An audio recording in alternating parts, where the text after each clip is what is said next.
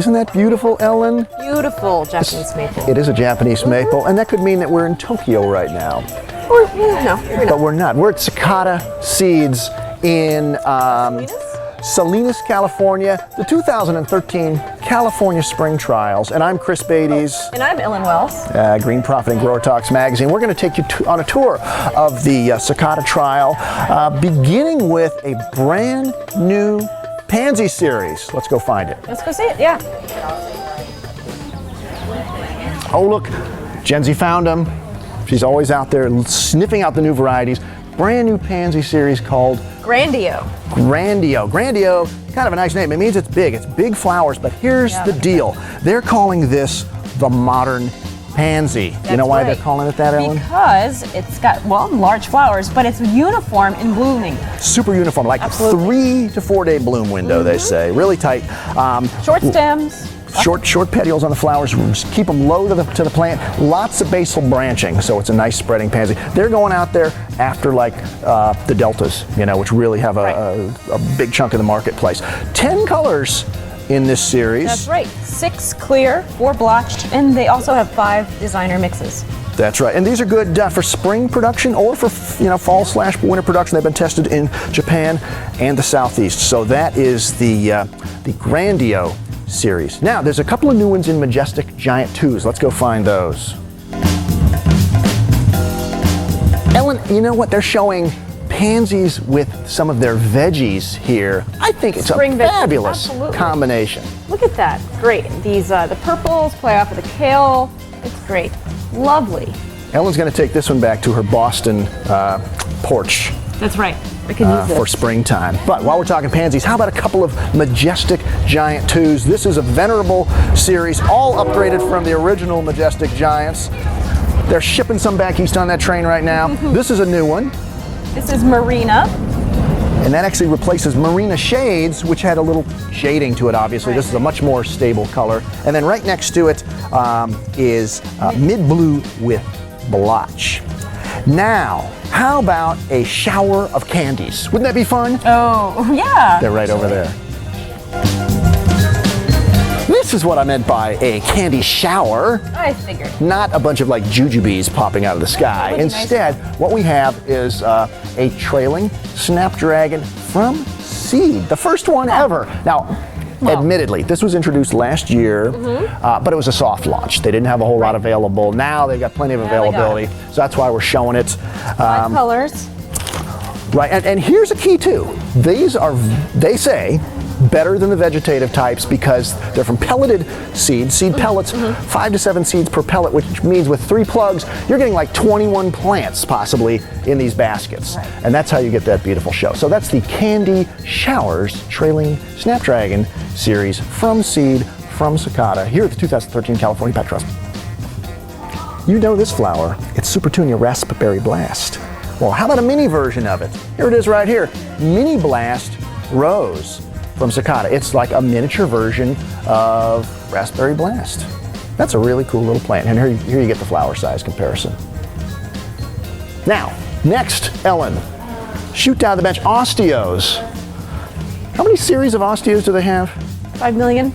A bunch of them. But one new introduction here, and this is in the Cape Daisy series. It's called, here it is back here, Softly Pink. That's right. And it's got this shading. It actually starts out white, kind of ivory, and then fades into this pink colors here. So that's Softly Pink Cape Daisy Osteospermum. Chris, this Yes, might be my favorite plant name, just general plant name, Gomphrena. That is a nice one. I thought Pinball was going to be your favorite plant name. I like Gomphrena. All right, well, this is Gomphrena Pinball, and it's a brand new series from Sakata, and the key here is it's a vegetative Gomphrena, which gives it some particular traits, namely really floriferous. Lots of flowers. It's sterile, so it just keeps making flowers. Also has a really nice mounded habit. Drought tolerant. Yeah, and the beautiful thing, look at how nicely it adds texture and color and form to these mixed containers here on the bench. Exactly. 3 colors, by the way. All right, so that's Gomphrena Pinball. Now, over here, there's a brand new variety, or a couple of new colors in a series that you must see. Here they are. Ah, yes. 3 new Profusion Zinnias. Everybody knows the Profusion series. 2 of these are All-America Selections winners. Double Zinnias, by the way. These are doubles. That one is double hot cherry that Ellen was just modeling. And show them the other one there. Right, this is double deep salmon. And that is really, really nice. You know, I don't have to say anything more about them. They're All-America Selection winners. That's all that matters. One more in the series. It's also good. This is double yellow. And, you know, these are great in the landscape. But how about hanging baskets? Why not, right? Here's a nice display, and the folks here at Sakata say that growers have been putting them in baskets, and they do work really well there. So that's Profusion Zinnia. Now, Ellen, veggies are hot. They remain hot out here at the 2013 California Pack Trials. Let's go see a few of the new introductions they've got here at Sakata, shall we? Okay. Sakata's a big veggie producer, Ellen, and over the last few years they've put a lot of emphasis in their home garden vegetables, and you've got something I've never seen before. Tell me about this little thing. This is something called Aspa Brock. Aspa Brock? Sorry, Aspa Brock, as in asparagus and broccoli, but it's not a cross. What they mean is, it's kind of like broccolini. So you have the long stem similar to asparagus, and then the head of broccoli. Oh, you know, and this is actually, it's a cross between Chinese kale and broccoli, and they told us this has only been available as a commercial variety. So right. First time you can get it for your home garden. So that's Aspa Brock. And a lot of people want to combine ornamentals and edibles, and here's a variety to do it with. That's right, this is Swiss Chard Peppermint. Look at the colorful stalks there. Now you know why it's called peppermint. And if you want something else really unusual, come with me. I'm going to show you a pepper. I've never seen it before. Now you're going to see the plants here. They look like ordinary pepper plants. This is called, Ellen, this is called Hungarian cheese peppers. Tell me about it. Do you know why it's called a cheese pepper? Not because it tastes like cheese. You could stuff it with cheese certainly, but look at this. It looks, here's a picture of it. It looks like little round wheels of cheese.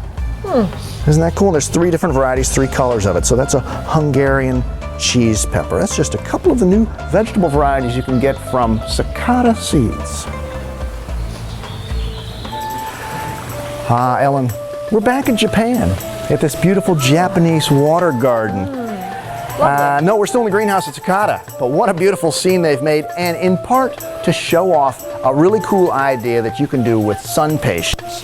They actually did this in conjunction with Epcot for their Flower and Garden Festival, and they're called floating gardens. That's so It's cool. a styrofoam float with a wick underneath. Really? In which they've planted sun patience, and in this case euphorbia. There's some others out here with some other component plants to go with it. They're floating in the pond, they're self-watering, they're taking care of themselves, and yet look how beautiful these would be. Gorgeous. And so if you've got either a pond or maybe a community lake or any kind of place with water, here's a way to get some flowers into it. So those are floating gardens featuring sun patience at Sakata.